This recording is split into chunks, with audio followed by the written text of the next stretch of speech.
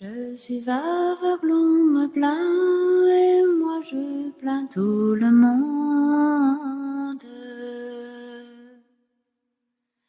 Mes deux yeux ne sont plus pleins, car ils ont perdu leur bombe.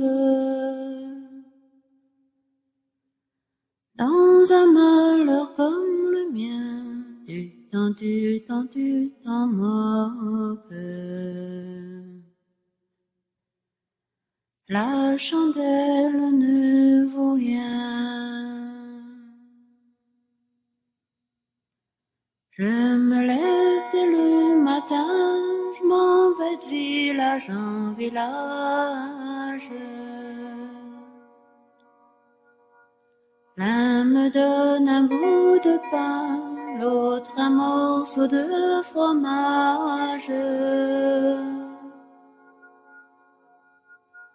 Et quelquefois par hasard, tu t'en moques. Un petit morceau de lard. Je me moque du mercier, de toutes ces cassettes.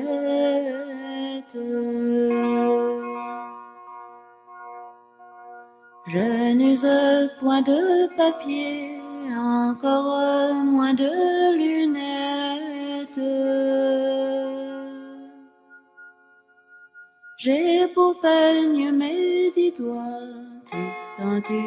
tu t'en moques.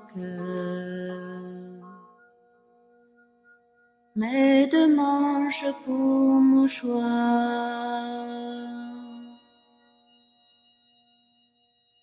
J'ai mon chien et mon bâton, mes 2 compagnons fidèles.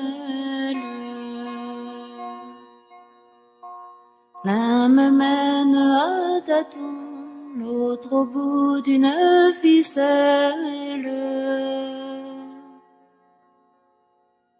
N'aimeriez-vous pas bien mieux, tu t'en moques. C'est de guide que 2 yeux.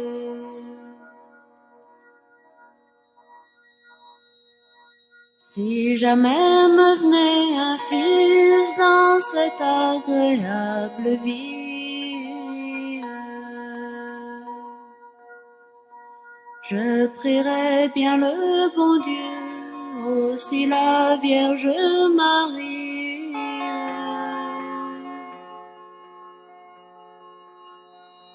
qu'il lui crève les 2 yeux, tu t'en moques.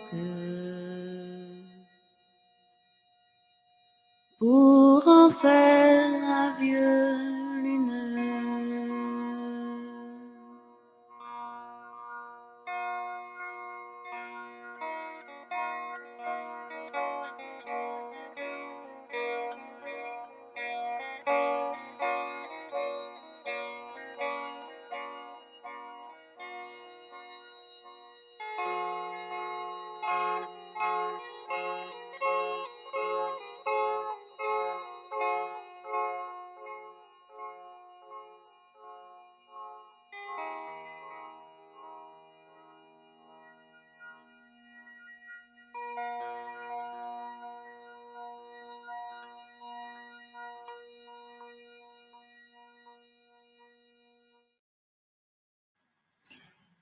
Greetings from Tbilisi, Georgia. There's the board, and we'll discuss what's up there and what we need to get up there before too long.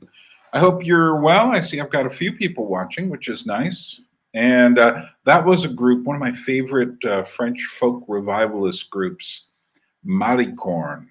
And they were active in the 1970s mostly, although I interviewed the lead male singer, Gabriel Yacoub, in about 1984, and there's a interview with him that I have on a cassette back in Alaska.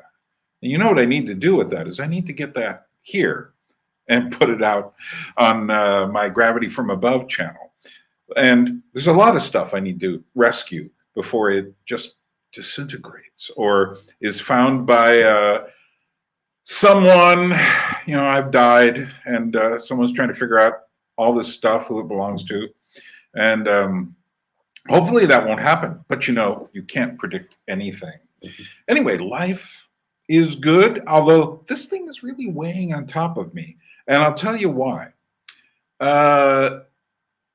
So yes, I am trying to get my container, it's not mine yet, filled with my library, and I need to put it in there and the rest of my stuff and get it from Alaska, 12 time zones, 2 oceans, to Tbilisi, Georgia.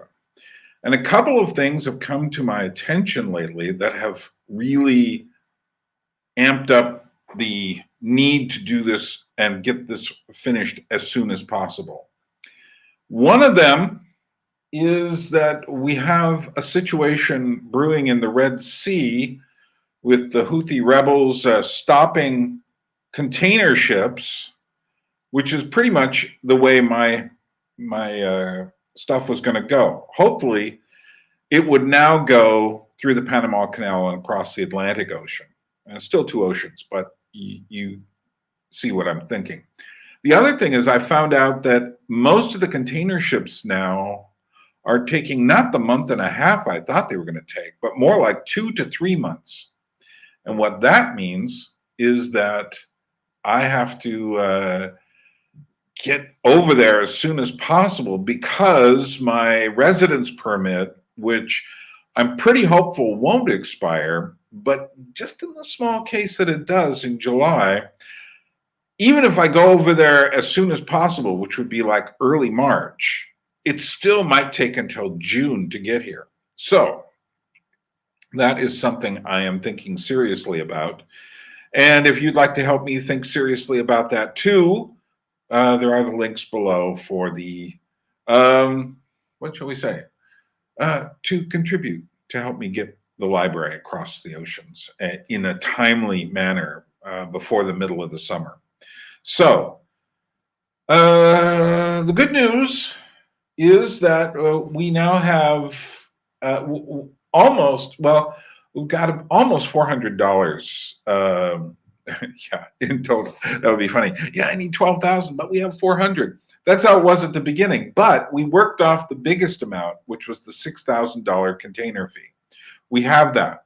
So that's halfway to the $12,000 goal. Then we worked off the $2,000 cost to get the container from Haines, Alaska, down the coast 1,000 miles or 1,600 kilometers down to Seattle, Washington, or thereabouts. And so that is done. So that's $8,000. So that's 2/3 of the way there. Now we are working on the $2,000 truck or train and customs fee. And I was just talking to someone about customs today, and I still can't get an answer. It's just, it's bureaucracy. And I will crack it, but I need help. So that's, we now have towards the $2,000 container fee. The last $2,000 is my travel back and forth, which the longer it goes and the shorter the time between, the higher the price will go. So that is what we're working on right now is the $2,000 truck and customs fee, and then the last $2,000 will be my travel fee. Like I'm paying someone, expenses. And just to let you know, this isn't money going to me. This is money going to everyone else. When I arrive back here at the end of this, I will be broke because everything will be expended. The only thing that makes me think I might not be totally broke is when I get to Alaska, some of my stuff I will sell in a yard sale if the winter isn't going on and on and on, because I got to get there earlier than I thought. So, so that's where we are. And fortunately, we just had, who was it? Megan from Italy gave us another $20. So That gets us, we now need, with that, $1,666. There's a 666 in there, and that has to be removed, don't you think? Unless you want this whole thing to be cursed with the sign of you know who. So, so we need $1,666 to get the truck and customs money paid from the shore to my door. So in Georgia. So that is important. Meanwhile, who's out there? How are you doing? Where are you from? Who do we have out there? Say hello if you wish. You don't have to. And yeah, so we'll do that. Anyway, the link is below. GoFundMe is great if you, like if you're living in Georgia, GoFundMe would probably work better than PayPal. PayPal is great for a lot of people. Both of the services do take money out of this, so think of me. One thing I was thinking is, if you are the kind of person, I'll mention this later. Yeah. Well, I have got some unusual music and stuff queued up here, some pretty crazy stuff, to come to think of it. And one of the things I wanted to remind you is, if you give $50 or more, I will send you 50 Georgian music files. I just sent off 2 people, got 200 files because they each gave $200. I just sent those off today. There's more people that I owe. I know it. I'm not done yet. I was going to do that, but things get busy, and I'll probably do that probably tomorrow. But what's on the Georgian music files, you might ask? Well, let me play you one of the songs that I'm pretty sure is somewhere in there, in the 200 files, at least somewhere. But like I said, they're in packs of 50. So if you feel like giving and you say, I want Georgian music files, you will get Georgian music files. And think about that. Let's play a cover, a Georgian cover of a famous American rock song. Are you ready? Let's do that, and then we'll come back and see what's going on. Load up on guns and bring your friends. It's fun to lose and to pretend. She's overboard and self-assured. Oh no, I know a dirty world. Hello, hello, hello,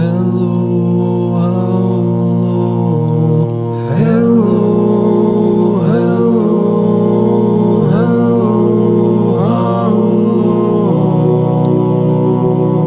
With the lights out, useless, dangerous, here we are now. Entertain us, I feel stupid and contagious.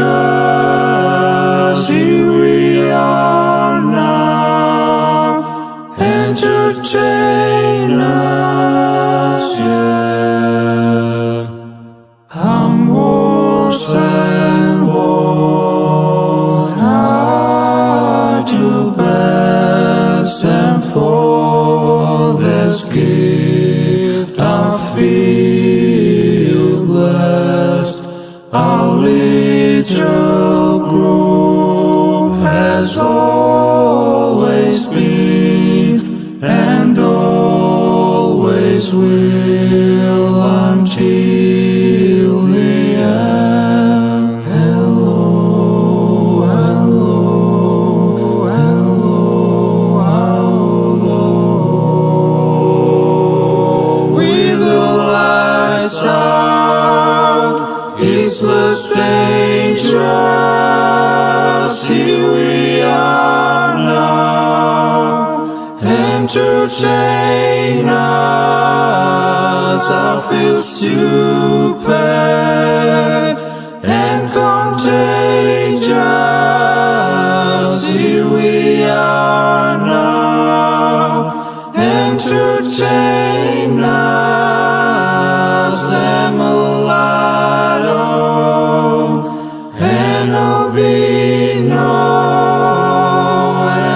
mosquito, my libido, denial, denial, denial,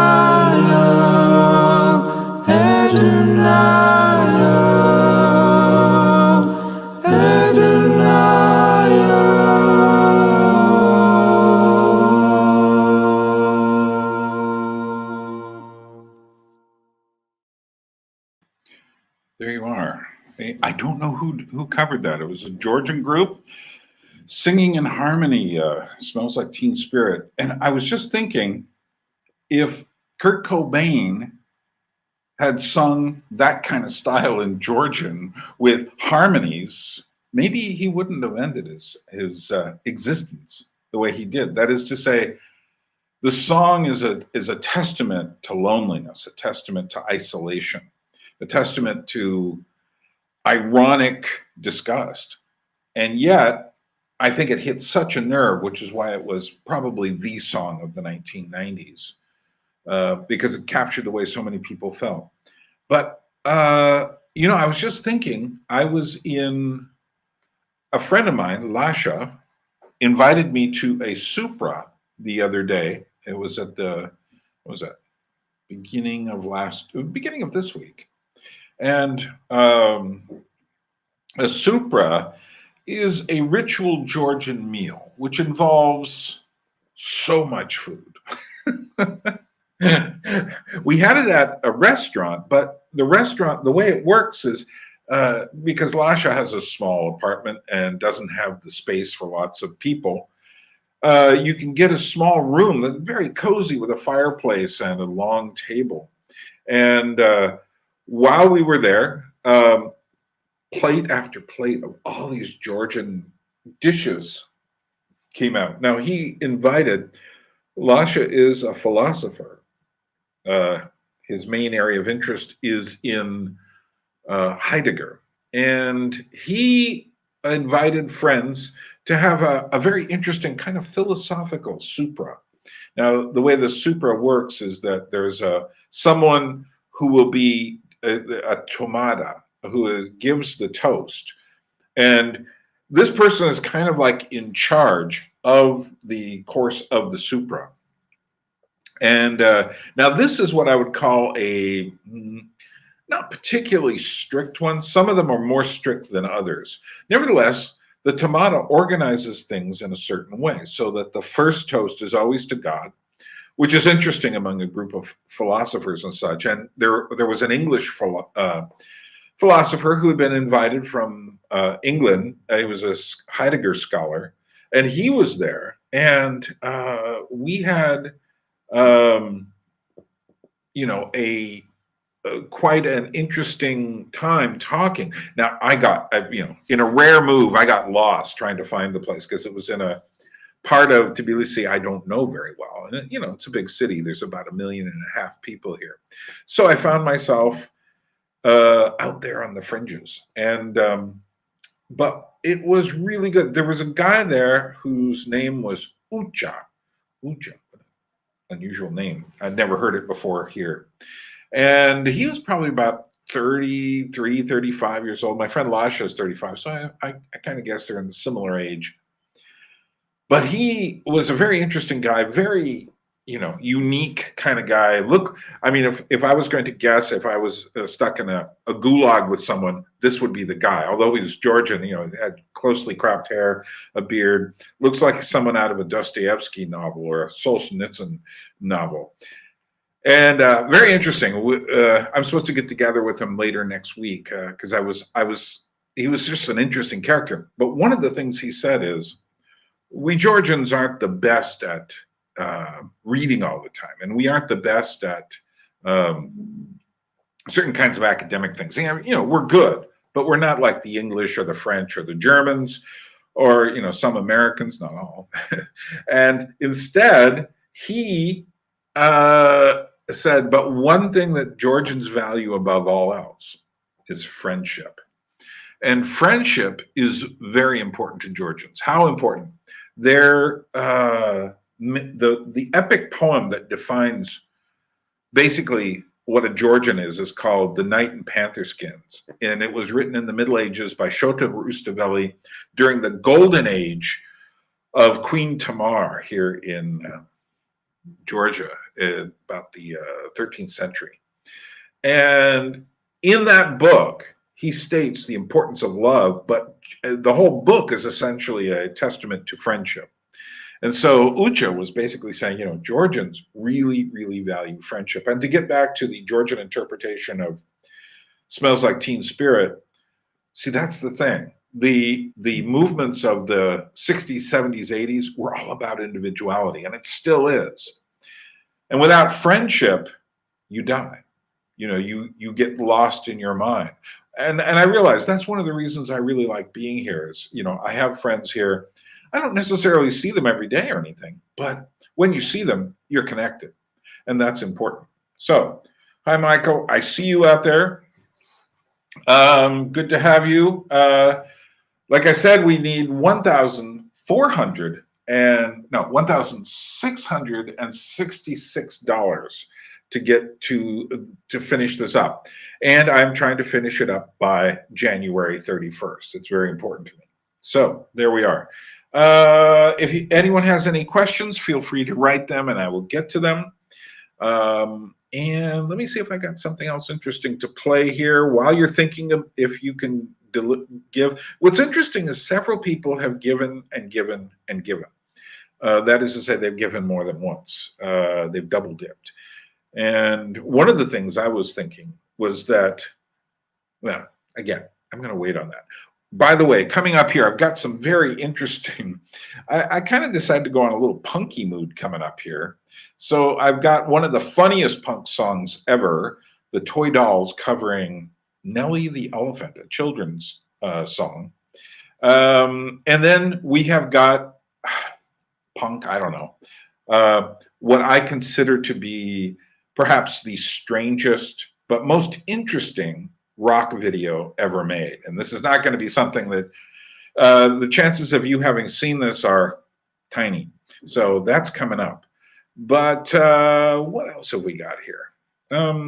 Let me show you something that has nothing to do with anything, because that's what I'm doing here is I'm just doing a series of asides, hoping someone will say, "Hi, Bern, how you doing? I've got a question." Or if you'd like to come aboard, I can send you the link and you can do that. Wait a minute, something's happening here. I see a little red dot that says to me something. Oh, okay. Michael, how small is the amount this time? $8. Very good.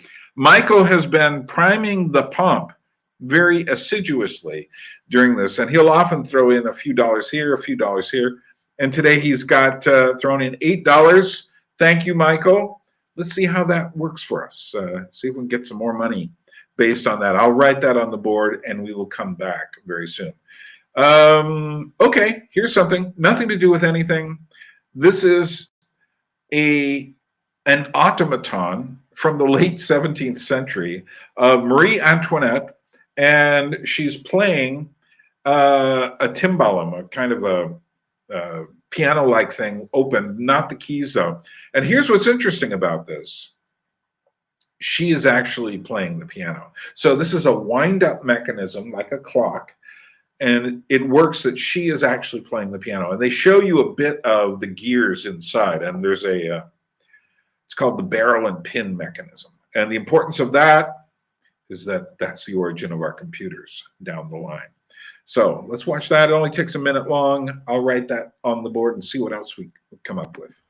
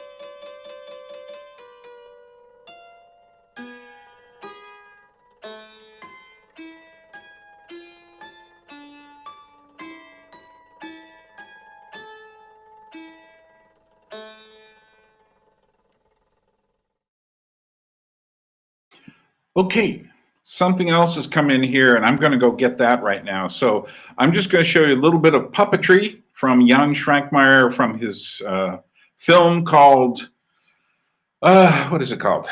Rakvichkarna, which in Czech means coffin factory, although sometimes it's listed as Punch and Judy, which it isn't, but here it is. We're just going to watch a few minutes of this. I'm not going to play much of it. I'm just long enough for me to write up, find out what's going on here and write it up. I'll be back in just a moment.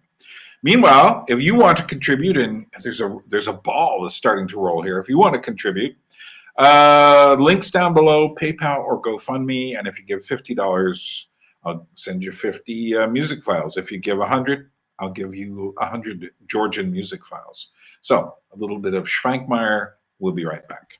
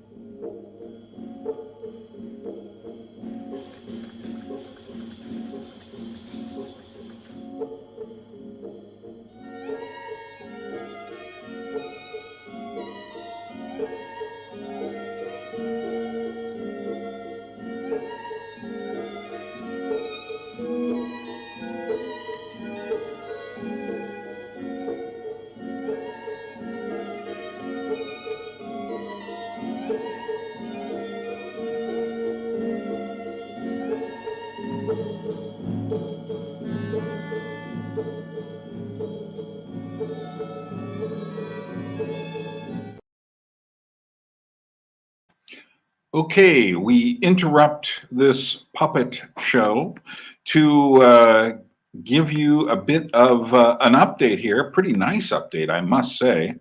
Let me just go to the board here and show you what's been happening. We had Michael's little gift, which seemed to do the job. Something good came in. So let's see what we've got. Hold on a moment. So we had Michael's $8. And then Mary Schubert gave us $200. So that means we now only need $1,458 to get to our $2,000 truck and customs goal. We can do this. I have to get this done by January 31st to get my plane tickets as soon as possible. I just can't buy the plane tickets until I know this is all in the bag. We're getting to the bag point, but that's where we are. So meanwhile, are you there, Bern? Yes. Okay, so excellent.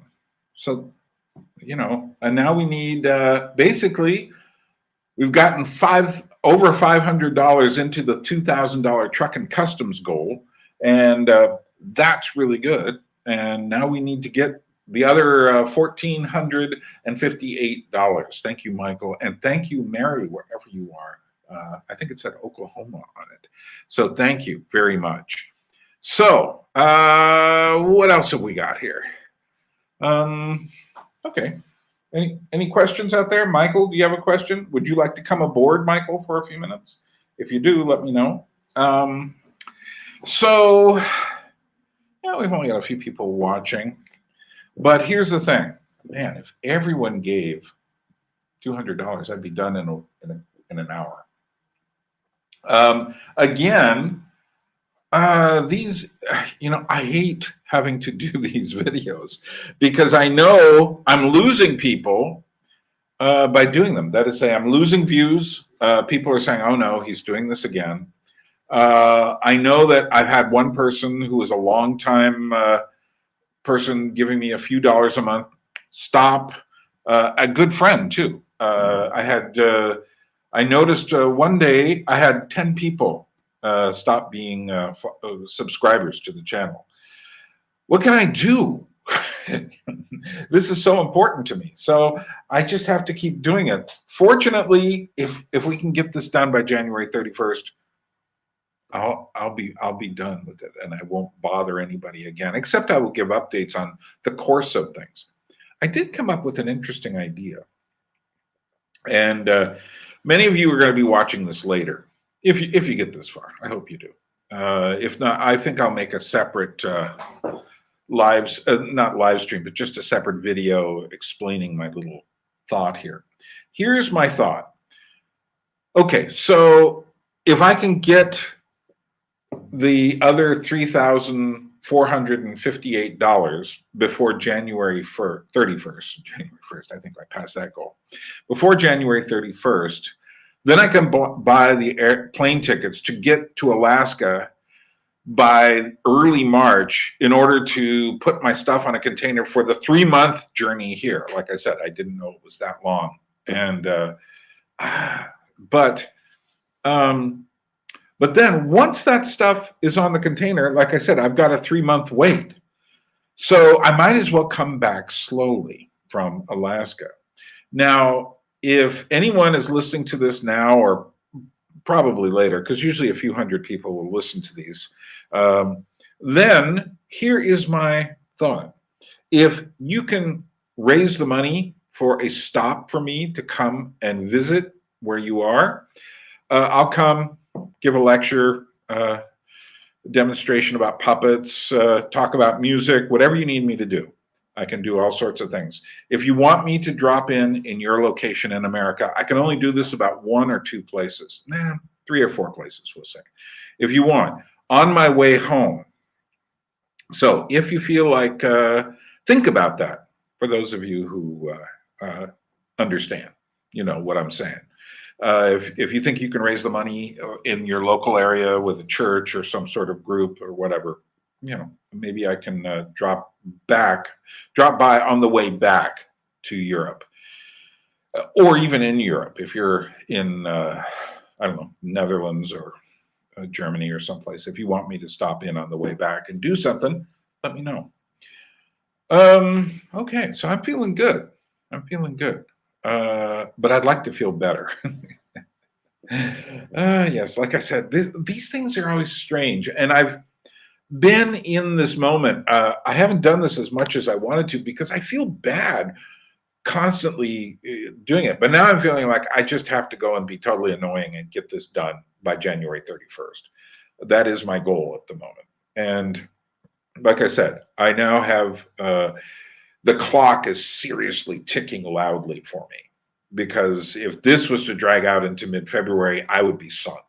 And the point is, I've raised $8,500 and change, and that's really good. That's enough to get me to make me feel hopeful that I can get the rest of the way.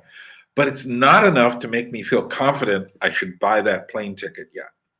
And it isn't until I feel confident that I'm going to do it, and I need to. So let's see, what do we got here?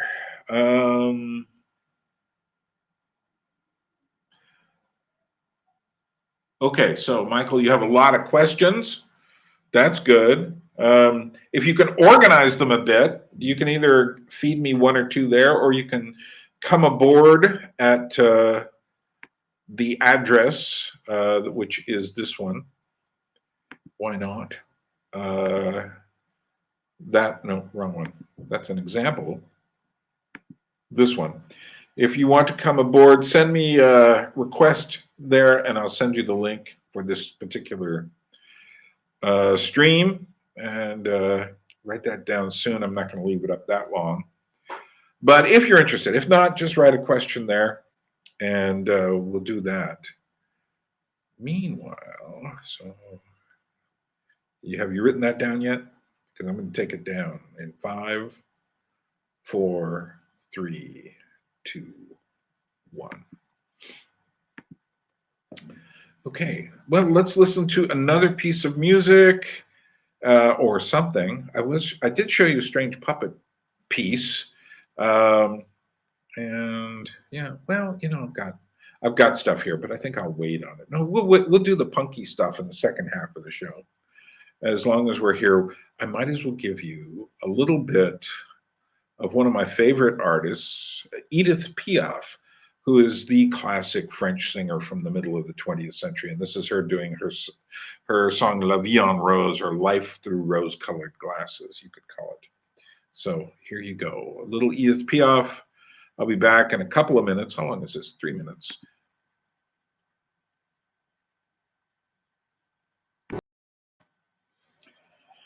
Edith Piaf. I was in, where was I? I was in a little city called Le Puy, which has to do with volcanic cones. In the middle of the city has these 3 volcanic cones inside the city. It was like the city is in a punch bowl. And they were, it was a very medieval core. And on top of 2 of the, well, all 3 actually of the volcanic cones in the city, there were there was a cathedral on one, there was a shrine on the other, and there was a monastery on the third. It was a wonderful little place. This was 2005 on my kind of epic 2005 trip, the one that, oh, I see they're knocking me out. Okay, we'll wait.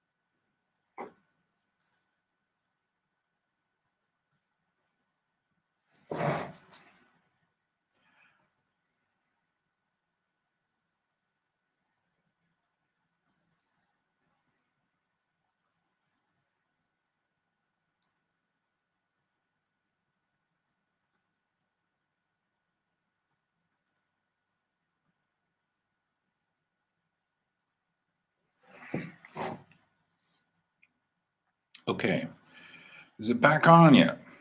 We'll see. No, not yet. Still going. Let's go forward. It will come back. There we are. This has happened before. What's funny about this one, and they did this with Taylor Swift, a live performance that I had, is they waited till the end of it. And it was like, slap me on the wrist. And I was just telling this really great little story about being in the small town of Le Puy in France. It wasn't a small town, it was a small city with 3 volcanic cores with Christian shrines on top of each of these cores inside this old town.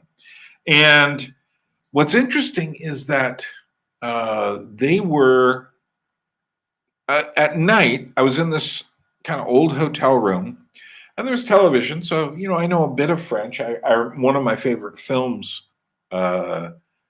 French films I found there, more contemporary French films, which was called Fear and Trembling, and it was about a French girl who gets a job working in Italy with Sylvie Testude, who's kind of one of my quirky favorite actresses. But anyway, then on another channel, I was there 2 days, 2 or 3 days, and on another night, they had a quiz of who were the greatest people in all of France. Edith Piaf came out on top, above Napoleon, above Louis XIV, above, all of these other great French people. The number one voted by the French people for this particular, poll, the greatest French person of all was Edith Piaf. And I was just thinking as we were watching that, I don't know if this will survive in the final edit, but I'll talk about it anyway because it was an interesting story.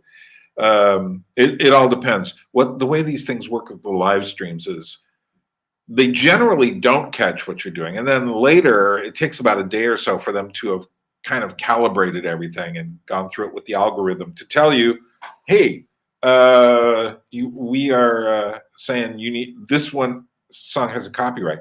The interesting thing is sometimes the copyright stuff is actually fine. Like this piece could be fine.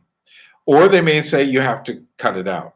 Or they may say the one place you can't show this is in France. I had one the other day where it said like, okay, the video you used is blocked in Russia. Okay, great. Doesn't matter then because, just given the situation in the world today, I'm not expecting a big Russian following. So what was I saying? So anyway, Edith Piaf, very important.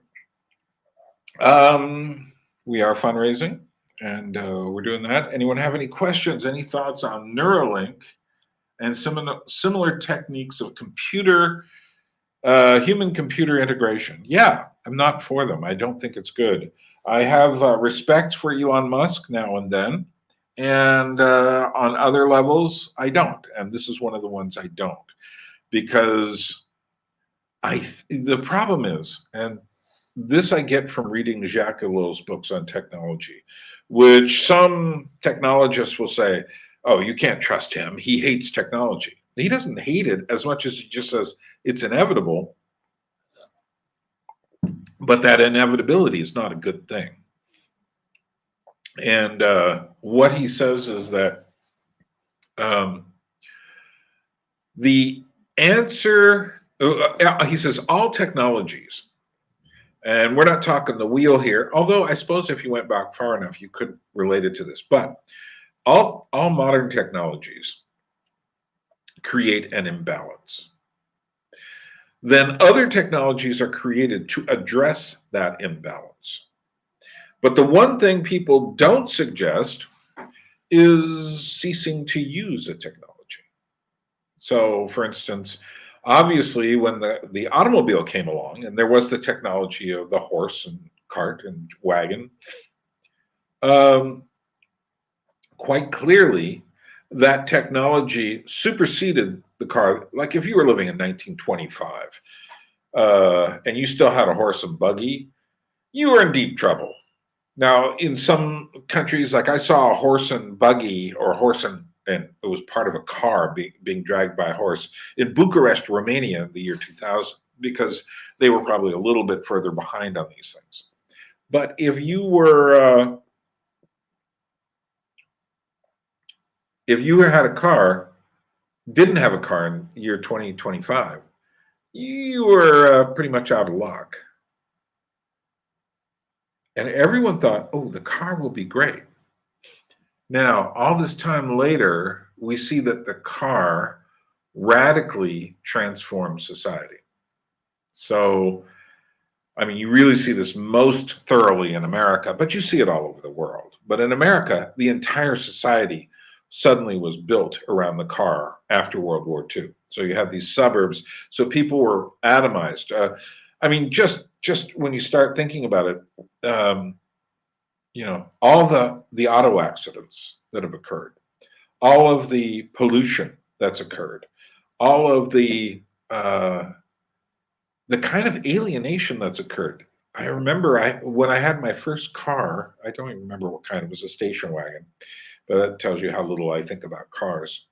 Um, but it was like a 1970s style station wagon. And I had this before I went to uh, Switzerland, L'Abri, for the first time. And I had to get rid of it before I left. So I put it aside, sold it to someone cheaply or something. And then I started having to take the bus and walk for a week or two before I left. And the interesting thing is how radically different the place I lived looked when I was walking, when I was going at slow speed. So we often see things in this weird sort of zone, and we're in an alternate reality when we drive. Well, I mean, right now the whole Apple Pro Vision or something like that is coming out. These kind of goggle lenses that people use it for augmented reality, so people will be walking down the street. It hasn't really taken off, but Apple says they've worked out enough of the kinks that it will become a thing, and you will start seeing these people walking down the street. The weirdest thing of that is that they put fake CGI eyes in for yourself, because you're going to be staring at a screen the whole time. And it's this weird mixture of reality and the virtual world. Neuralink, I think, when Elon Musk says that this is going to help us combat AI, I think two things. One, I don't think that AI is going to be that kind of a thing. I think we will be able to detect the artificiality of AI, just as we see, when CGI first came out, we were just like, "Ooh, wow!" But now we look at it going, "Oh, that's CGI in the movies, computer-generated imagery." And I already, to me, it's like when I look at the AI stuff, I'm already saying like, okay, I can already tell where the areas of falsity are, and the areas of, for instance, I've never seen, and I've played a lot with computer-generated art. I've never seen a piece of computer-generated art that doesn't look like commercial illustration, and really anonymous commercial illustration at that. It never looks like, there are many different illustrators who have a very specific kind of look, but when I've gone into AI, I've told them, do this in the manner of Frank Frazetta, do this in the manner of Art Crump, do this in the manner of Virgil Finlay, do this in the manner of Norman Rockwell. And I have an embankment of names because I know my illustration history pretty well. And but it can never actually do what those artists do. It can't. What it does is it's an what's the word I'm looking for? It accumulates, it takes all of the different images that are available publicly, and then it creates something based on that. So I have a fairly good idea of what kind of images are available publicly. Lots in one sense, and there's always paywalls on other images.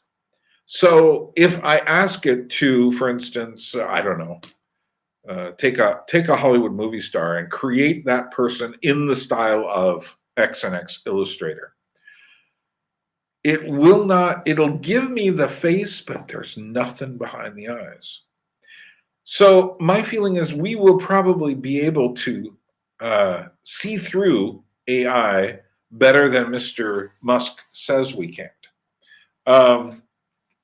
However, I also think that the Neuralink, the last thing I want is anything technological inside of me. It's just opening a door we don't need to open.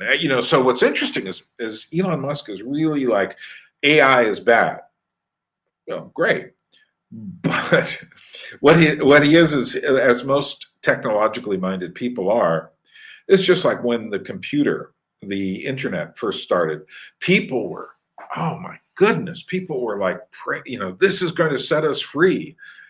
Now, fortunately, I had already read a lot of Jacques Ellul by that time, in the 80s and the 90s, by the time people were saying all of this stuff about, all the good things that the internet will do.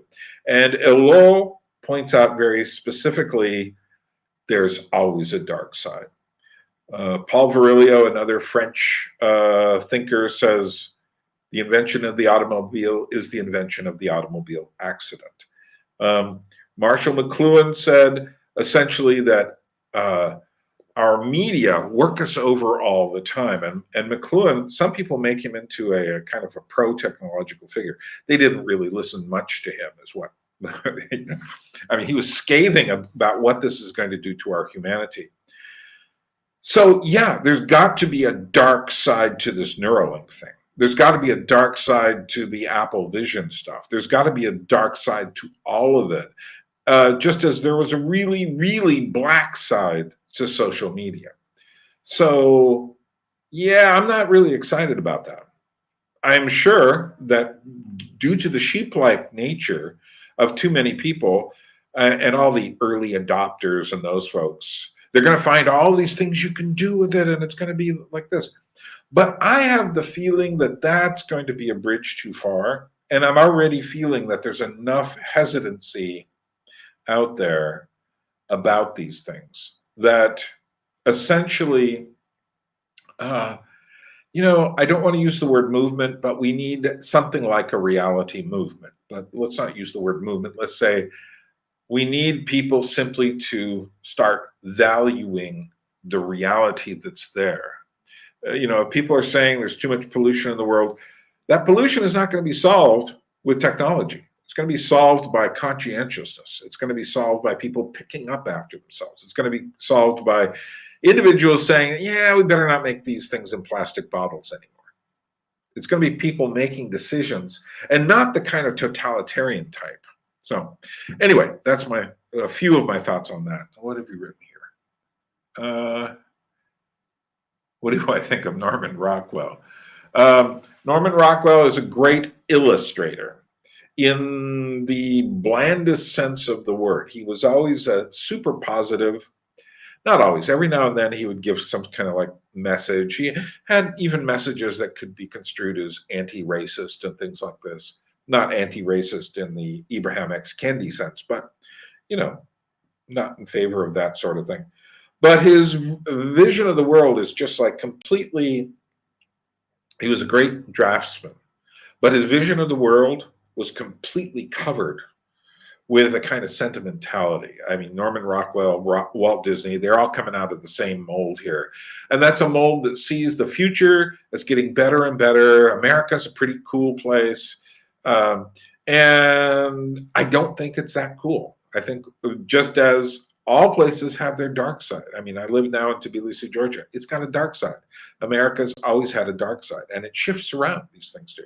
But I have a book on Norman Rockwell back in Alaska that I need to get here.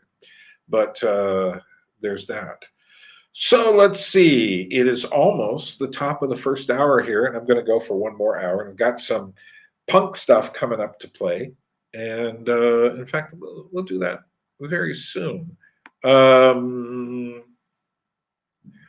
I'm doing that, got 3 people watching. That's good, or 2 really, more likely, because there's always one they give you for free. I don't know who that person is.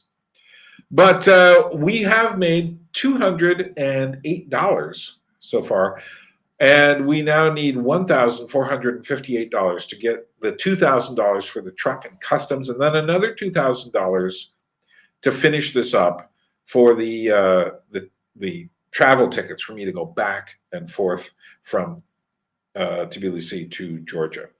So again, with just 2 people out there watching, 4 now. No, that's 3. I always have to remember it's not what it seems. With just a few people watching, I'm not really worried about everything. But if you folks have questions, do feel free. And we're going to watch something. Here is, okay. Let's watch should I do the strangest video you've ever seen for a rock band yet? Let me know if I should do it. Or Should I play? No, I'm going to do it. I'm going to do it. I can't wait. And the way it looks like tonight is I'm not getting a huge amount of people. I'm not waiting for numbers to show up. So these will be people who watch later. So here it is, a group from San Francisco called the Residents, although they weren't originally from San Francisco, but they ended up moving there. And this is a very, very weird video. It's kind of animated and kind of live performance all at once. It's about some sort of war. This is from their, I think this was from the late 70s, early 80s, late 70s, maybe 79 or so. And it kind of connects to the punk scene, but also it's just kind of its own thing. The group, the Residents, never, ever once performed so you could see their faces. They remained anonymous. And they say they named themselves the Residents because they sent off a demo tape to some company saying, hey, do you want to make a record with us? And the demo tape was sent back, not even to their names, but just to the Residents at so-and-so. So thanks for sticking around, Michael. Watch a few seconds of this before you go.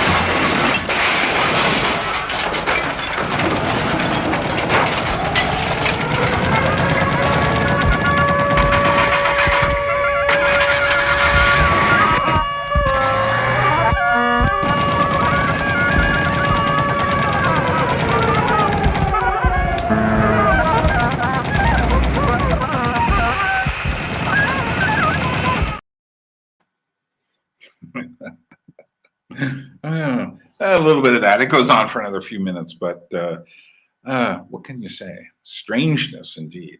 And that was the Residents from about 1979, and a very early rock video, but also one of the earliest very alternative rock videos. Alternative in a sense most people would never ever see again. I love that. It's just so creative. And it tells the story of this war between these very weird characters who have a kind of certain symbolic resonance, but they're so cheap. It's all made in paper and such. Well, let's greet everyone at the top of the hour here from Radio Tbilisi here in Georgia. Welcome those of you who are tuning in to the second hour. The good news is we need less than $3,500 to get to the end, and I need to get to the end by January 30th because I've found out troubling news that it's going to take 3 months now for the ships to get through, especially with the blockages happening in the Suez Canal because of the issues, geopolitical issues going on there. And so there we are. And so I have to do this before my temporary residence permit expires, although I am 95% certain I'll get it renewed. I can't guarantee it. And it doesn't matter if it doesn't get renewed, I can still stay here. I just have to leave once a year, step out of the country and step back in. But I am told by the shipping people that getting the my stuff in the container through here, my huge library, 12,000 pounds, 6,000 kilos, huge library, and all the rest of my stuff is going to be so much easier to get through customs if I have that residence permit. So I can't take a chance in not getting it. Because of the length of time, I was originally factoring in like a month and a half for the cross ocean trip, but I've been told reliably that it's like 2.5 to 3 months now, which means I would be getting, if I'm able to get to Alaska and get the stuff sent off by, say, the middle or middle of March, then I will get the stuff here by June, which is cutting it really close because my permit ends in July. So this is why this has suddenly become much more difficult for me. And I appreciate all the help I've been given so far, not only on this, but on the earlier version of this I did so I could get this apartment. And I have a place, but I can't tell you just how intense doing this is. You're probably saying, "Oh, Bern, I just wish you would just stop doing these things." Yeah, and you're not the only one.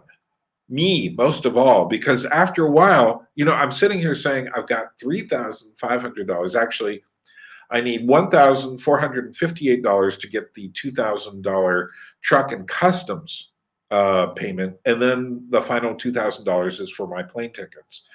Now, I need to get that, and I can't until I have to get the plane ticket as soon as possible, and I can't until I know I'm coasting in at the end.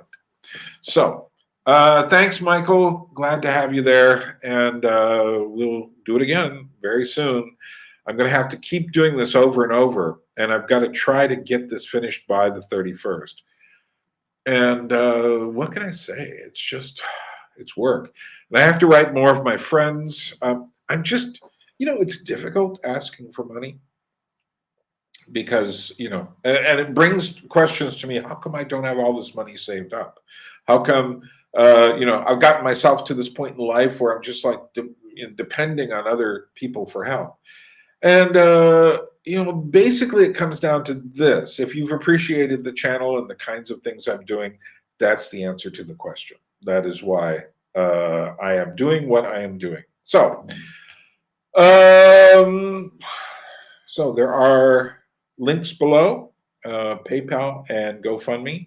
And here's something I'll mention now. If you were a person who does an itemized tax form at the end of the year, and you try to get tax breaks and such, that would be a really good reason to give to me, because the point is this: you probably have to pay taxes anyway. You might as well pass the money this way to help me with this once-in-a-lifetime project. And I'm not going to go on and on about it. I am going to make an official video about this very soon because it's got to be said. And I'll try to give you a spoonful of sugar to make that medicine go down. But yeah. But you know, my life here is pretty good, I got to say. Like I was saying earlier, I have friends here. I'm going to see my friend Lasha give a lecture, meet some other friends there. We'll talk and hang out. I'm going to see my friend Georgi Abkhazava, trying to say that name really quickly. He's going to do a puppet version of Don Quixote, which I've already seen, but I'm going to bring a Russian friend along with me to go see it. I've had very, very good time living here.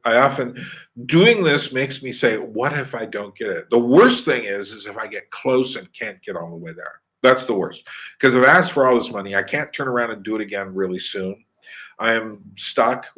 Can I hold on to it? You know how life goes. Things get whittled away.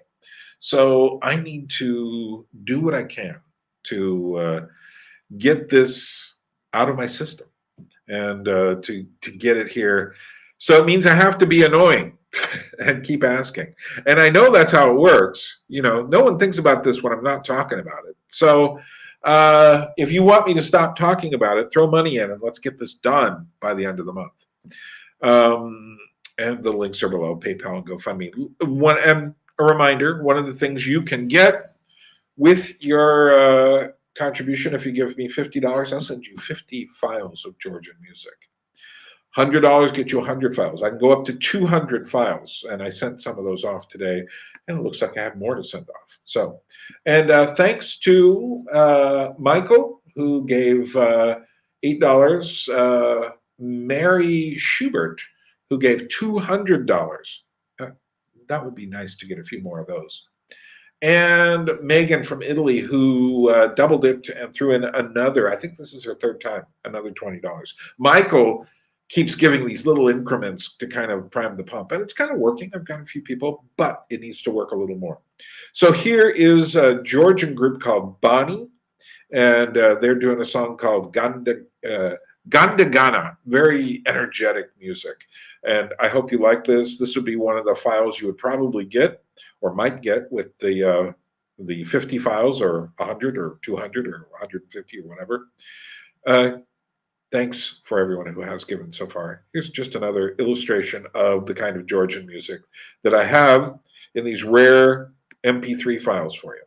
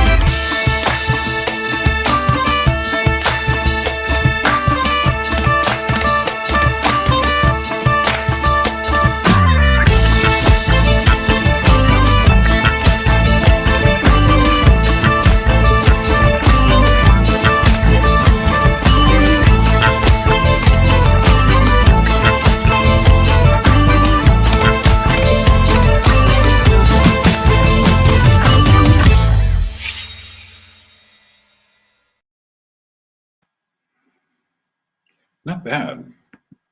I still have not seen them play yet. I would really like to. And they are living here in Georgia. Bonnie is the name of the group. And um, but yeah, Georgian music is great. And that's just, of course, another example of the kind of music a person would get if they want the Georgian music files for $50. Okay, so I'll talk about where we are in the fundraiser in a bit, but let's talk about other things. Does anybody out there have any questions? Feel free to ask, and if you ask, I will try to answer your questions. Where are we from? Anyone want to shout out from wherever you are? Feel free. And we've made over $200 on this particular one, but we do need to get further along. We're within $3,500 of the prize, so that's quite nice.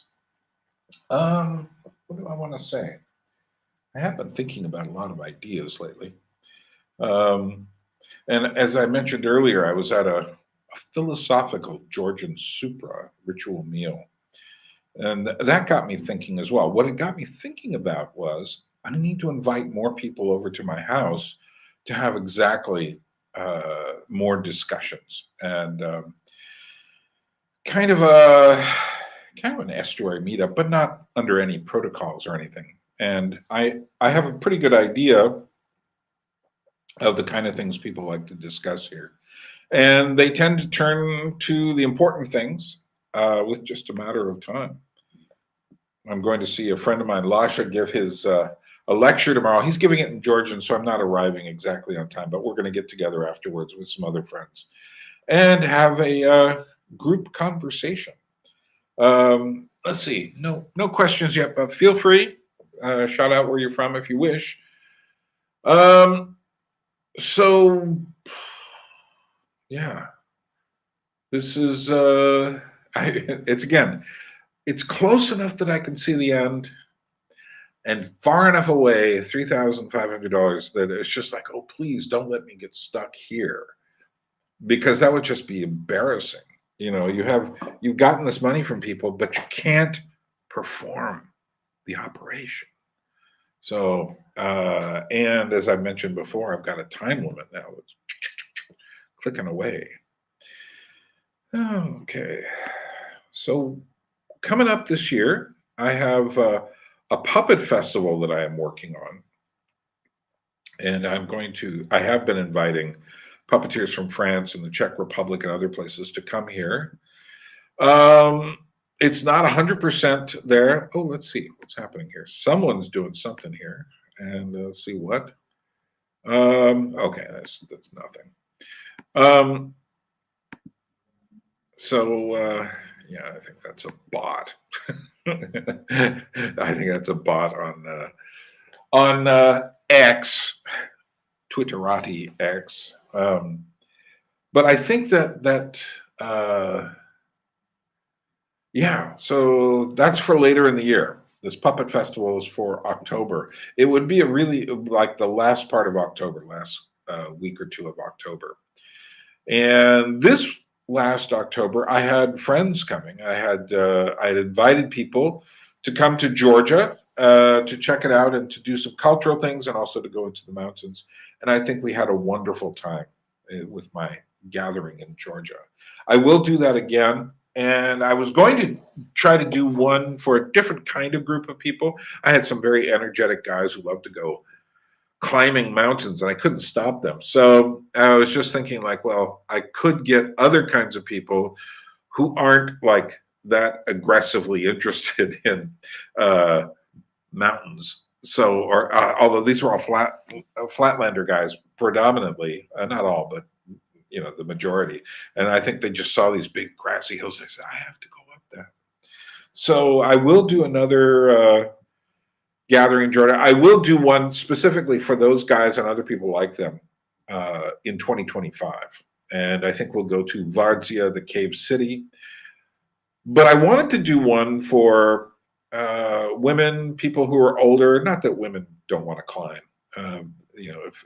But I notice it tends to be a different kind of group who wants to do different things. But Vartia is a cave city. And I'd like to take some people out there. It was made in the Middle Ages to protect people from the Mongols and the Turks. And then at a certain point, part of the mountain fell down and exposed it. So it was never useful, although it's been a shrine and a monastery ever since. And so it's a really fascinating place to go to here in Georgia. And let's see, what are we doing here? Oh, so they have stopped me. Okay, I see myself over there. Oh, I see what's going on. So I made some sort of mistake here. Nothing. I got stopped earlier by the powers that be for playing Edith Piaf, and those people. It was after I was done. Now, I didn't notice it just get stopped. I think I accidentally stopped one of my earlier. Okay, so I got some punk rock here, or punkish. Yeah, no, punk rock. We're going to play one of my favorite late period punk bands called the Toy Dolls. They're out of England. And they didn't do the really aggressive nihilistic punk rock. They did instead a kind of a slobby, exciting punk rock. I mean, you're going to take a look at them in a moment and say, oh, yeah, those are punk rockers. But they did one version kind of live, although I detect that the liveness of this show is all a fake. That is to say, the applause and stuff isn't part of the actual performance. And then they mouthed the words to this video as well, but it's called Nellie the Elephant by the Toy Dolls. And this is just, it serves no particular point except to say sometimes punk rock can be enjoyably goofy. And let's watch Toy Dolls singing Nellie the Elephant. We'll be right back. Remember, you can contribute through PayPal or GoFundMe. We need $1,458 to get the rest of this truck and customs money, and we really need to get it soon. Think about this.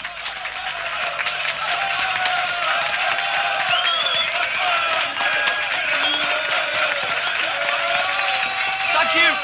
Stop. Thank you. Stop. Thank you. Stop. Stop. Stop.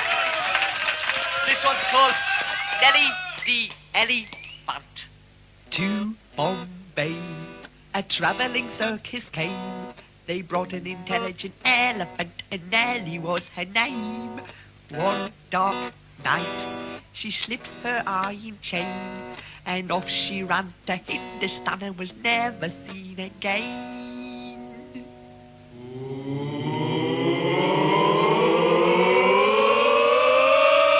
Nellie the elephant packed a trunk and said goodbye to the circus. Off she went with a drummity drum, drum, drum, drum. Nellie the elephant packed a trunk and tumbled up to the jungle. Off she went with a drummity drum, drum, drum, drum. Night by Okay.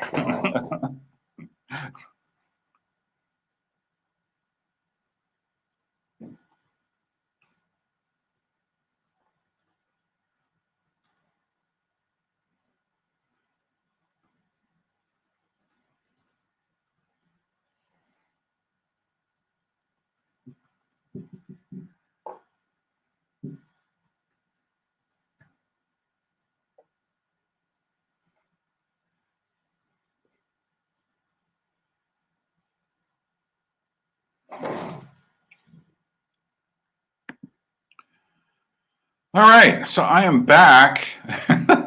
You know what happens is if you, so I played this Edith Piaf song earlier. And so as a result, this happened when I played a live Taylor Swift song. They let the Edith Piaf song go by, and then at the end of it, they basically stopped me. And I realize I'm just talking to myself because it says stream unavailable. Are you there yet? Come on, you can do it. This is great. Okay.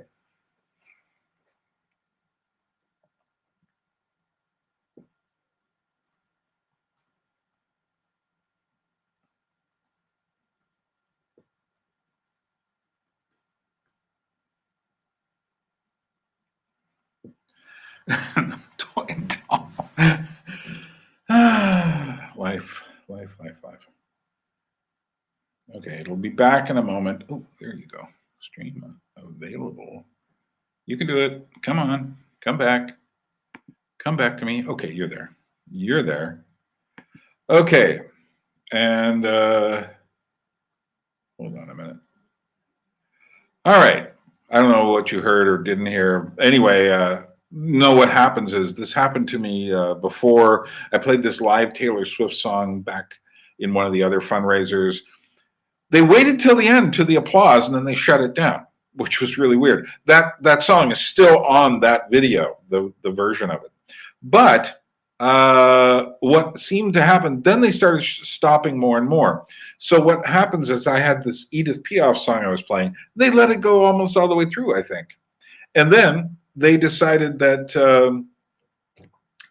now we really got to keep an eye on this thing. So the algorithms, the mindless, blind, idiot gods, to use the H.P. Lovecraft phrase, of the algorithms decide, oh, we really got to keep an eye on this guy. So I'm playing the toy dolls. Now, I'm absolutely 100% positive I could play that on a video. And I would just get a little copyright notice saying, yeah, you can go ahead and play it. It's copyrighted.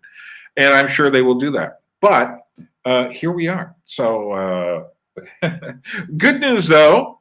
We have another gift from a gentleman named Nick Evans. I don't know who Nick is. First time he's appearing from the woodwork. But the good news is Nick gave us $100 more. So we'll put Nick E to separate him from the other Nicks. And that means we've now made $308 on this live broadcast. And that means we only need $1,358 to get to the $2,000 truck and customs money. And then after that, there's the airplane ticket. So we are less than $3,400 away from the overall goal. And I got to get it by January 1st. So I'm going to be annoying until then, because that's the only way for me to get it, because nobody thinks about this but me when it's not going on. But anyway, there we are. So I am afraid of playing the last piece that I have here because it's by Elvis Costello. I am pretty sure they're going to get that one for me. So I'll come up with another plan of something to play at the end. Georgian homemade wine. There's a guy who pulls up in a van 2 or 3 times a week right outside my house here. And he sells a liter of this stuff for 3 lari. Just so you know, 3 lari is about $1.20. And it's good stuff too. And it's not super alcoholic, and it's not super sweet either. It's got a bit of an edge to it, but it's a nice edge. So there we are. Thank you, Nick. Thank you for doing that. Does anyone else want to contribute before the end of the show? We have a half hour left to go. And it's a nice roll.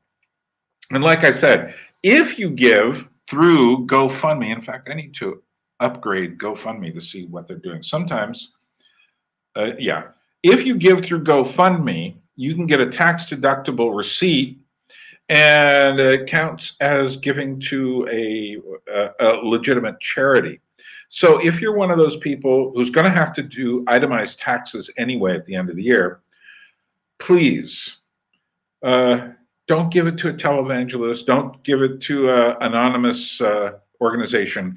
Give it to me. I will bring my books from Alaska all the way across 2 oceans through treacherous waters. 3-month journey? Good grief. And I'll bring it here, and I will teach people. And I will have much more stuff for the shows. So thank you. Thank you, Nick. Thank you, Mary. Thank you, Michael, for the little increments. I think the lowest he's given maybe $3, although someone gave me $2.89 once, because Chad, the alcoholic, gave some sort of strange, like, like amount that ended in 11 cents. Fortunately, we're not doing that kind of stuff tonight. But I am very grateful. So, and I don't have, like I said, I was going to play Elvis Costello's, but like they're on to me now, and the algorithms are going to wait for me to do the next thing. So I do have something queued up, just kind of the little 4-minute video I made introducing my other channel, the Anadrum. We'll play that near the end. Now what? If anyone's out there and would like to ask a question or whatever, we can do it that way. And let's see. So where was I? I was talking about doing a puppet festival, and I was talking about also doing more. The puppet festival would be a really interesting thing to show up in town for if you were at all interested in reality-oriented arts, physical reality-oriented arts. And I am purposely bringing puppeteers here because I am convinced that we need things that you can touch, tactile, textured things that you can touch. And we have enough visual stuff. I mean, is everyone going to go with, AI and VR and, augmented reality and Neuralink and all the rest of that? Probably.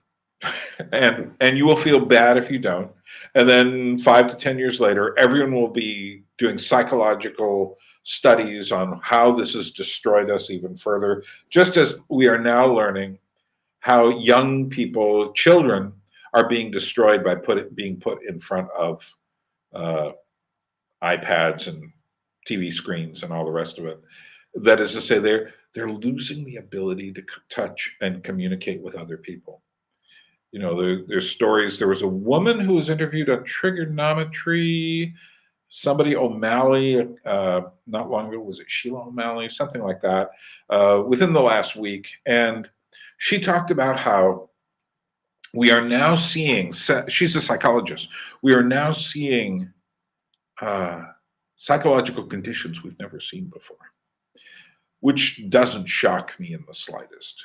I mean, when everyone started talking about the internet being this cure-all, this Wild West, this thing that would bring us all this wonderful stuff back in the 1990s, I was saying, well, yeah, but there's got to be a dark side too. Same with the social media. Everyone's starting to talk about, social media, it's all going to be wireless, and we're all going to be connected, and we're all going to be changing our appearances. Cosmetic surgery to look better online. This artificiality we're swimming in. So I'm putting my money down on I don't think this is the way the future has to be, this reality-based stuff. I think that's what we need. We need arts that are tactile, reality-based. So we need puppetry because it's made of wood and other objects, and you can make puppets out of anything. And we need that. We need dance because dance is made out of the human body, and we need to go to dance because you can't really appreciate either puppetry or dance through the screen. I mean, you can get an idea about them, but to truly understand them, you have to go in person. And a limited number of people can watch, more so for dance, but still. We went from having these huge arena shows, that was like the 70s, 80s, you had these huge arena shows, into the 90s, and then more and more it became about the video on screen, MTV and all of that kind of stuff. Then, once you start getting downloading, people just started jacking all this stuff off when I arrived in Georgia, nobody was paying for entertainment media, music or books or film. It was all being just downloaded. There was a site that had everything when I first came, and it was really tempting. And what I did do was when I first got here, I didn't have any of my own DVDs like I do now, Blu-rays or CDs and albums like I do now. because I need those things. I need to touch them to work on the problem. Today, I was listening to a very cheap 5-album set of punk rock music from the late 70s, early 80s. And now I'm familiar with this period because I was conscious and I was buying records at that point. So it's not like I'm just like exploring punk rock. But what I was doing was, sometimes I get a smile. There's a song called Jilted John by a guy named Jilted John. And it's so silly, but yet at the same time, it's kind of like a precursor to, all the shade that gets thrown on people on social media. But it was done more as a song. I don't know if there's a video to it, but it would be interesting to know. But I was listening to that. I was listening to other things, New Order doing Electricity, and I hadn't heard that song since the 80s. And all these images would be coming to me because I would have to go over, pull it out. Now I also, I'm not an idiot. I download all the stuff so I can also listen to it through computers and such. I'm not a Luddite. But I know which side of the bread the butter is on, and the butter is on the side of reality. So if you want to be reminded of things, one of the things YouTube does is it constantly feeds you a stream of voices. I'm one of those voices right now. If you're doing anything in particular, now I'm not calling your attention so that you have to watch me right now. You can be vacuuming. Well, you can't be vacuuming. That'd be a little loud. But you can be doing dishes or cleaning, making your bed, or cleaning the floor or something, and listen to this. I don't know if it's at all interesting today, but sometimes it has been. And we have had $300 come in, and let's keep the momentum going. PayPal, GoFundMe, links below. Remember, GoFundMe if you want a tax-deductible receipt. But the point is this, is that we need to cut down the voices. It's the voices that are addictive, I think, don't you? That you hear this thing and they go on and on and on, which is one of the things that has made people consume music much less now. They consume films less because in YouTube, TikTok is the worst. I mean, TikTok is just YouTube on crack, and you have this. It's just like you're coasting, you're swiping, you're shifting, you're moving, and then you hear another voice, and you hear another voice. There's a thing inside of you say, "Oh, I wonder what this one's about. I wonder what this one's about." And I'm no different than you. I get caught by stuff just as well as you do, as I'm sure you do. And I think the question is, how do we maintain our humanity? And for me, one of the ways to do it is to invest in the real physical material world of objects, of textures. And this is so much of what I've talked about in so many videos. And it's just important that we do that. So let's see, we got about 20 minutes to go. Does anyone have any questions or thoughts? If you do, send it my way. This video will be viewed by, when I go back and watch these, originally it's like, 20 people who've come and gone and watched this. I notice people are coming, they stop for a few minutes and go, I don't know why. I can't really worry about it. Because, if it's like, oh no, they don't like me, who cares? I'm doing this. See, I worked at radio for years, so I'm very good at just rambling. Unfortunately, you're not getting my DJ side of me right now that much because I am, trying to raise money, and I did radio fundraisers on KHNS in Haines, Alaska, and I was in charge of doing them for a good 5-6 years, where I was the main person responsible for pulling it all together. And I realized there are always these rhythms in it. And shortly before the end, there's a downturn, almost always. And you gotta, how do you keep the momentum up? How do you keep doing it? So like I said, right now I need 1,000 $358 to get the $2,000 truck and customs goal. And then there's another, $2,000, and I'm done. And I really need to get it done before the 31st because of all these deadlines that I mentioned earlier in the video. And like I said, we're not getting enough people that I just need to, one of the rules about fundraising is you need to keep reminding people, because as soon as, the person who comes here for a few minutes and goes, they're not thinking about it. I'm the one who has to think about it. And I know from doing the fundraisers for NPR and in Alaska, it takes people going like, oh, okay, I'll give. So if you're one of those people, use GoFundMe or PayPal now. Now, I would like to play another song, but I am really afraid of getting hit one more time. And I don't have any more Georgian music. And the other stuff I have here, the one or two other songs I had queued up are not. So what I'm going to do right now, just one last little break for me, is play you a 4-minute, my Welcome to the Anadrome. And this is the what I made to advertise my other channel that I just started called the Anadrome. And this is going to be more for media and arts. And there are about 3 or 4 videos over there right now. And I would recommend going over there. So let's watch that, and then we'll be right back. I certainly won't get this taken down.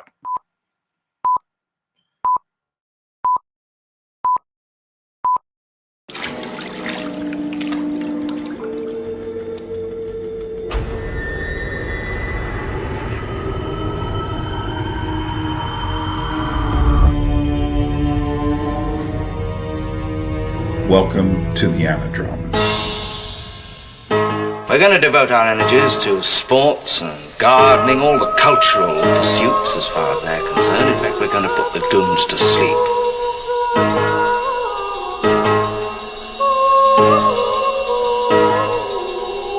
Meanwhile, we dig.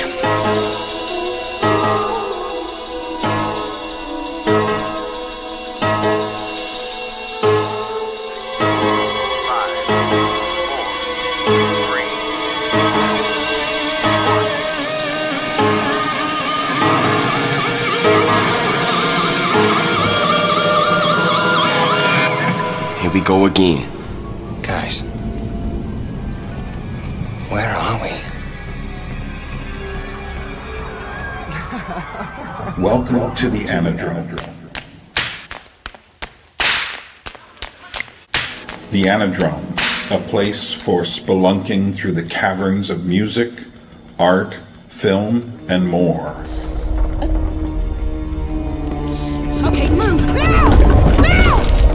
In a quest to locate ourselves, moving upstream through the underground rivers of cultural history, from the mainstream to the swift currents and dangerous waterfalls, even the deadly, stagnant, poisonous pools, we will explore the obvious and the forgotten, the treasures and the debris. I forgot. Pity you won't be there. We will become anadromists, swimming against the stream like salmon, trying to get ourselves back home.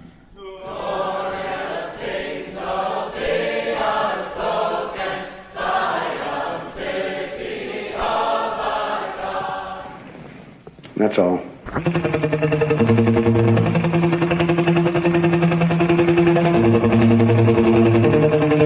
Well, I'm coming, I don't.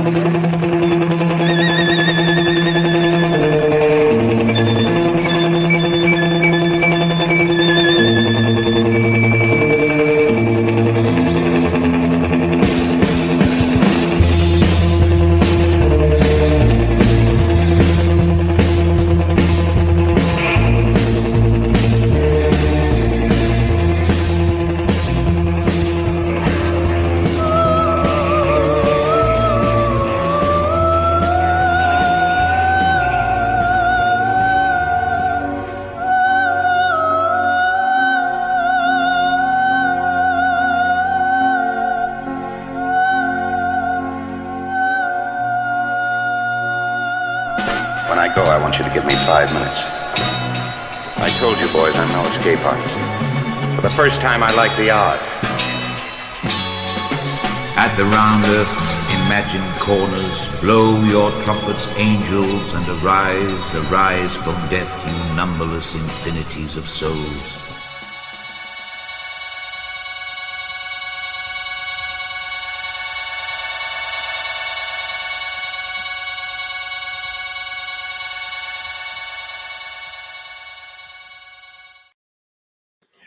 Okay, just a little promotional plug there for my new Anadrome channel. And if you haven't gone over there and subscribed, please do. Not that many have yet, so you could be one of those who needs to. All right, so we're coming in on the last 12 minutes of this program. Let me give you one final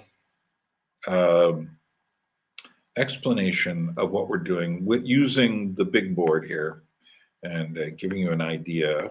In case you're one of those people, not probably the people watching right now have a pretty good idea, but let's do this.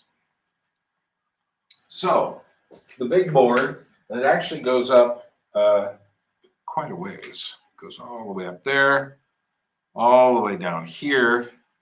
And let's see. So this is where we are right now. I've got extra pages here. I've been doing this since December. Beginning of December, and I haven't done as much of it in January as I wanted to. Part of it is just energy. It just takes a lot out of me to do this.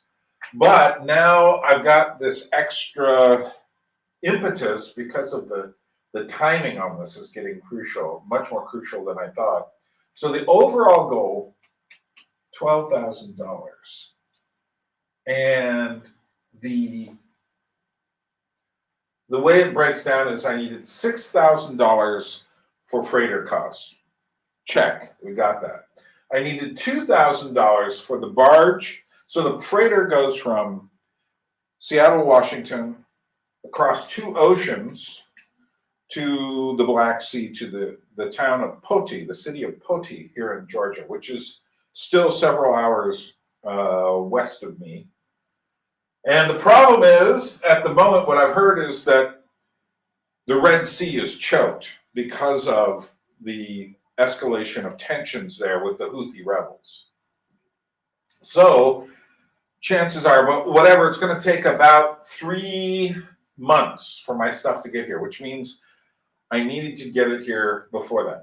So the next thing we're working on right now is the truck or train from the coast all the way to here, and customs, which is terra incognita. I don't know what they're going to do to me here. Hopefully not too much, but it could be as much as $1,000 or more. So I need $2,000 for truck and train for workers to come bring all the stuff here. Oh, I don't even want to think about it. And then the last thing is going to be $2,000 for airfare. And so we are now we have the freighter, the barge. We're getting closer on the truck and customs. So we need $1,358 to finish up the $2,000 on the truck and the customs. And thanks to Nick Evans, Michael, Mary Schubert, and Megan for giving and bringing us that far. So it means we're basically less than $3,400 to the end, which on one level sounds like, oh my goodness. But on the other level, hey, Luigi, we're getting there. But the new problem is I have to get this done by January 31st because of this 3-month thing that I just discovered. I was going under the assumption that it was like a month and a half. I was thinking 35 days. I'd heard that kind of thing. But now I'm hearing that with just all the stuff happening in the world, slowdowns here and there, stuff sitting around, that it's going to take me basically 3 months, 2.5 to 3 months here, which is really cutting it close. I want to be getting the stuff in June, but that's what it looks like. And my residence permit ends in July. And while I am fairly confident I will get it renewed, I can't say that with 100% certainty. And the people at the Lasare Freighter Company say, I really need that getting through the customs and the border. So that is the new thing. So I need to get this. The problem is I cannot buy the plane tickets yet because I am close enough to the end that I can see it. But the point of this whole thing is that I cannot actually do the trip unless I have it all. Because this isn't like spare money for me anywhere here. I am sure I will use every drop of this money on this trip. And so I need your help. So you don't want to hear me cry. I'm not going to cry. But I'll tell you, there are some times when I'm laying awake at night just wondering, like, what am I doing? Why am I doing this? Why am I putting myself through all of this? You know, and I think, okay, can I just take all my stuff down the coast and sell it in Portland at Powell's Books or something? I'm not seriously thinking about that. But the truth is, what if I don't get there? What if I don't get the 12,000? What if I get stuck here at, you know, with 3,500 to go, basically? What if I get stuck there? I can't do it. And at the same time, I've collected all this money, and it really brings existential questions to mind. Like, you know, what am I doing in Georgia? Why do I have so many books? You know, why don't I have money? Enough money to get this year? Why don't I have enough in savings? What is going on? You know, and the wee hours of the night, this stuff kind of eats at your head. And I feel basically, yes, I should be in Georgia. I feel basically, yes, you know, I have tried to live my life as good as possible. Unfortunately, I grew up in a situation where I didn't get a lot of education on money from my mother. She was always in debt. Fortunately, I'm never in debt. But also, at a certain point in my life, I made a commitment to trying to understand this stuff. And you know what? I ended up sacrificing a lot to do that. Why am I not married? You know, why don't I have children? Why don't I have a big savings and everything? That's just how it is. I made choices. So here I am. And I'm not regretting them. But, you know, I'm also not taking for granted that I'm going to get to the $12,000. I'm not sitting here saying, I'm going to claim the $12,000. No, I'm not buying the ticket until I get it. So that's where we are. And we got another 5 minutes to go. Anyone else want to say hello out there? There's a few people watching. We have made over $300, $308 so far, but I really have to get the $12,000 by the 31st. So I will be coming on here more and more and doing other things I tried to do one of these with James White. I did put that up on my Gravity from Above channel. Not a peep. Why? Those people aren't trained the way you folks are trained to respond. They just, every now and then I'll put some sort of document up there. I'll get a few remarks, but it's not that kind of channel. This is that kind of channel. And so, you know, most of my help is coming from you folks. And I think I would say I've got about, I don't know, maybe about 60 people who've donated so far. And if I get to around 70 people or 75 people, I will have it. So, and it doesn't matter the amount.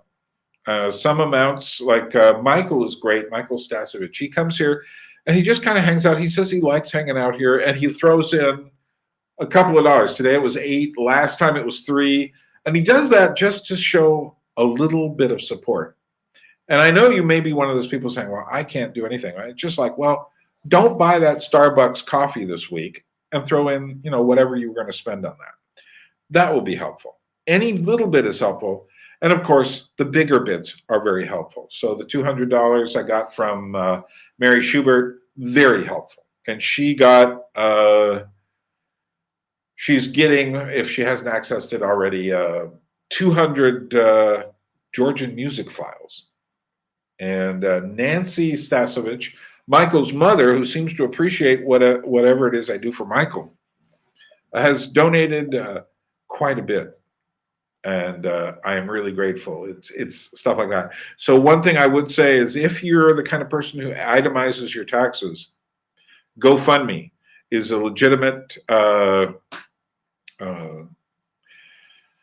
nonprofit organization. Anything you give from there, you can get a definite write-off on your tax. And if you're making enough that you can do that, make it a nice contribution from that side. So, okay, well, I'm going to say goodbye because I'm basically done. Thank you for those of you who've been here. And looks like more people are showing up, but I got to go. It's almost midnight here. And I gotta figure out some more stuff here because I've only got until the 31st, basically, to get this stuff done. I mean, I can push it a little bit further, but not much. What's going on in the back of my head is the airplane tickets. And, oh, this is work. But thank you all for being a part of it. And, I couldn't have gotten this far, only $3,358 away from the end. I couldn't get there without your help. And if you want to give, GoFundMe or PayPal. And thank you so much. And as the Georgians say, droabit means temporarily. We will meet again, and you are going to see me a lot between now and the 31st because I'm up against new priorities, and I really need your help. So, Nakwamdis from Georgia.